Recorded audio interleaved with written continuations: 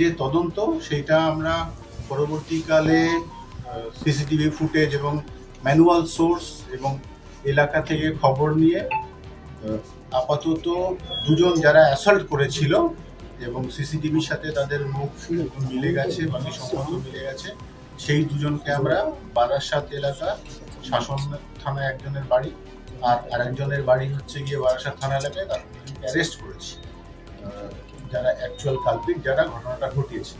এবং তাদের স্টেটমেন্ট থেকে এই ঘটনায় তাকে এরা দুজনে হচ্ছে ভাড়াটে খুঁড়ি, সুপারি কিলার যাকে বলা হয়। এদেরকে যে এনগেজ করেছিল সেও একজন আমাদের এখানকার লোকাল, তার নাম হচ্ছে বিশা এলিয়াস বিশ্বনাথ দাস।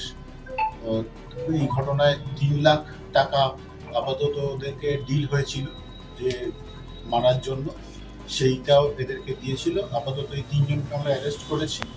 ঘটনার পিছনে যে কারণ সেটা জানা গেছে যে এলাকায় জমি কেনাবেচা নিয়ে কিছু একটা টাসল হয়েছিল এদের মধ্যে, সেই কারণে এই পঞ্চায়েত যিনি মেম্বার আছেন তার এই পরিণতি হলো। এর পেছনে আমরা কোনো রকমের পলিটিক্যাল বা অন্য কিছু পাইনি, বিশেষত এই জমি কেনাবেচা নিয়েই যে সমস্যাটা হয়েছিল।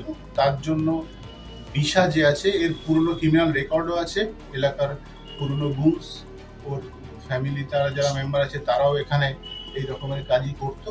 তো এই ঘটনাটা ঘটিয়েছে। বিশার সাথে নাকি বিশার দাদার সাথে বা আরো কিছু লোক জড়িত আছে সেটা আমরা এখনো ডিটেলসে পাইনি, কিন্তু ইনিশিয়াল স্টেজে যেটা স্বীকার করেছে ক্রিমিনালরা যে জমি সংক্রান্ত ব্যাপারে কোনো কারণে বাধা বা কিছু ঝামেলা কিছু হয়েছিল, সেই কারণে ওনাকে এদেরকে এনগেজ করা হয়েছিল, এটা আমরা জানতে পারছি।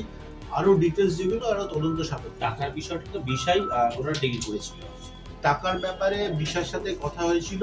বাকি যেগুলো হচ্ছে আমরা ক্রিমিনালদের সবে আজকে সকালে অ্যারেস্ট করেছি, জিজ্ঞাসাবাদ হচ্ছে। ডিটেলস যখন আরো জানা যাবে তখন আমরা বলে দেবো।